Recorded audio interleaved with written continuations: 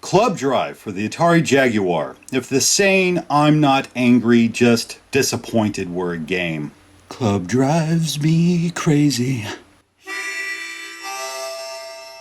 like nothing else.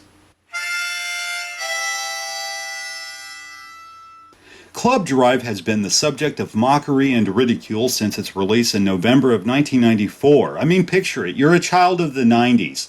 Power Rangers are dominating, blast processing means something to you, and your parents pretend to love each other still. It was a great time to be alive. You see arcade hits like Ridge Racer and Daytona USA featured in countless magazines, promising home conversions for new platforms like Sony PlayStation and Sega Saturn. Without realizing it, you've experienced your first erection. While that may sound exciting, you have a Jaguar, that sexy smoky gray beast rubbing its 64 bits of throbbing gristle against your balloon knot, whispering, "Don't worry, Kyle, I'll give you a game to remember." Yeah, like the first time you receive head from your girlfriend in high school. Neither one of you are experienced enough to know what you want, so you're left feeling both embarrassed and unfulfilled.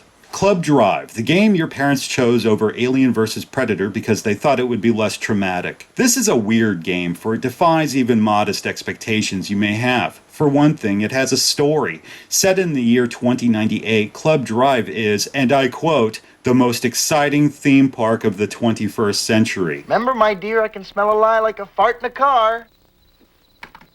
Cars had been outlawed 50 years prior for safety reasons, though a Dr. Lawrence Phosphorus made a breakthrough discovery using algorithms being mathematically proven safe, which somehow adds up to indestructible cars. I didn't pull that out of my ass, okay? It's in the instructions, right there. You see it? Good. What happened in 2048 that made driving so unsafe that the government banned cars? People can't drive for shit now, so it must have been something wild, am I right? This title screen's cheerful disposition is both bland and off-putting, though I'll chalk that up to me being a cynical bastard. As for the menu, it's just as dull, but functional. Here you can choose your vehicle's color and speed. You can either go slow or fast. You have no choice between manual or automatic transmission, which is odd. Remember Outrun and Hard Drivin'? You were able to select your transmission there. Why not Club Drive? With slow, your car taps out a little over 50 miles per hour. With slow, your car taps out a little over 50 miles per hour. So how about fast? 100 miles per hour. Wow. There's 3 modes of play: collect, tag, and race. Aside from tag, which is 2 players only, the rest can be enjoyed with or without a friend, like a beer or a plate of nachos or even a vasectomy. If you're lucky enough to have a friend, sibling, or maybe a significant other to play with, I doubt they'd stick around to input their initials. There are 4 areas available, such as Velocity Park, San Francisco, the Old West, and Jerome's Pad, all of which come in 2 flavors depending on the mode you select. Collect has you collecting anywhere from 5 to 40 power balls that look a lot like koosh balls. There's no time limit, though you want to get the fastest time. Tag I didn't play because I love my wife. Mostly. As for race, like collect, it's all about getting the fastest time, sans balls. Instead, you're doing 1 to 6 laps between points A and B, indicated here. Now, this is where some critics get hung up, because they seem to think the criteria for racing is limited to racing against others for position and or time. In its most basic sense, race simply means contest of speed. That's Club Drive. It's a contest of speed and nothing more, be it grabbing your balls, tagging your friend, or going from point A to point B. The same can be said of Outrun and Hard Drivin', and folks love those games, so where does Club Drive fall short? Is it the graphics? Partially, yes. They were laughable then because we knew what was coming, and not only did it look incredible, it made these visuals look ancient. The car's a sorry sight. May as well be a cardboard box with construction paper for wheels. Don't touch me, sinner! Oh, this is just me. Get away from her! Get away from her! The performance doesn't help either. When the car is slow, handling is improved and the frame rate is reasonably smooth, yet it feels slow. Really slow. Whether you want to label it a racing game or a driving game, you really want to feel that speed. You'd think the fast option would solve this, but the frame rate is choppy and handling is poor. Alright, there's a good sense of acceleration when driving slow, right? It takes a few moments to build momentum, like a real car, yet it may as well be light speed when driving fast. I found myself tapping the gas more than anything, just trying to maintain control. Still, thanks to the frame rate, it doesn't feel as if I'm going any faster. Toss in some random bugs within the environments and you're left with a sloppy, mediocre experience on par with Sonic 06 or My Love Life circa 2008.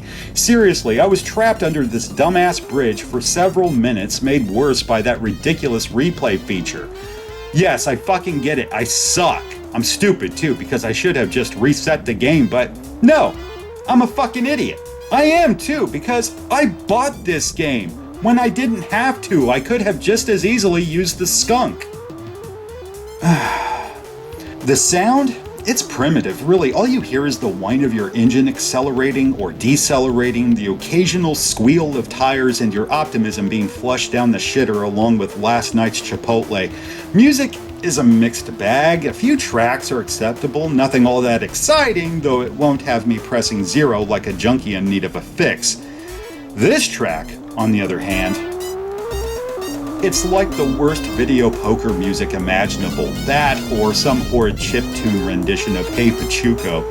In any case, you'd sooner listen to your parents bump uglies than cope with this shit. The levels, excluding Jerome's pad, aren't all that fun to explore. Yes, there's a few hidden areas sprinkled throughout, like Atari's old headquarters in Sunnyvale, and this depiction of an Extinction level event. Were the developers drawing parallels, or am I projecting? Jerome's pad is pretty sweet. In his bedroom, seen only when collecting balls, there's a television showing a blistering match of classic Pong. All kidding aside, I think it's kinda cool. In the racing variant, you tear ass through Jerome's living room, dining room, and kitchen, assaulting his demonic cat once you realize the radar was produced by Magellan and you're hopelessly lost. Frightening. My biggest gripe here is the lack of patrons. I mean, this is supposed to be the most exciting theme park of the 21st century, yet where is everybody? Is the Rona still a thing in 2098? Are we social distancing? I see how Club Drive could have hurt the Jaguar's image in '94, more so than White Men Can't Jump, if you ask me. This wildcat was a kitten no more, though it was still young and in dire need of games showing its power and potential. Club Drive wasn't one of those games.